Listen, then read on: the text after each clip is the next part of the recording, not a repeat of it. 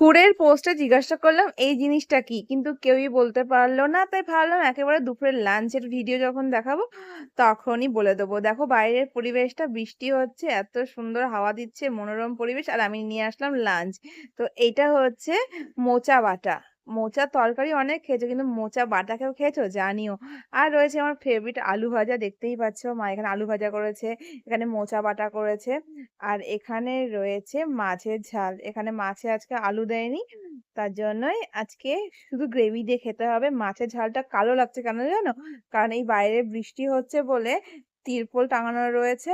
কিন্তু মাছের কালারটা দেখো, এই গ্রেভির কালারটা কতটা অমায়িক দেখেছো? এই যো এখানে লাল রঙের পর্দাটা টাঙানো রয়েছে বলেই মাছের কালারটা এরকম লাগছে। বাট কিন্তু আমি যখন ক্যামেরা করছি দেখাচ্ছি তোমাদেরকে, দেখতেই পাচ্ছ কতটা লোভনীয় হয়েছে মাছের গ্রেভিটা। তো কেউ খারাপ ভেবো না যে এরকম কালো লাগছে কেন, এই কালো লাগার কারণটা হচ্ছে ওই তিরপলটা লাল রঙের তিরপলের জন্য ঢাকা পড়ে রয়েছে, যার জন্য আলোটা আসছে না বলে। আর রয়েছে এখানে মূলো দিয়ে কচু দিয়ে আলু দিয়ে একটা ঘ্যাট, যেটা খেতে খুব ভালো লেগেছে। এবছর আমরা প্রথম মূলো খাচ্ছি। তোমরা আজকে লাঞ্চ কি দিয়ে করলে অবশ্যই আমার কমেন্ট বক্সে জানিও। আর কে কে আলু ভাজা খেতে ভালোবাসো সেটাও কিন্তু জানাতে ভুলবে না।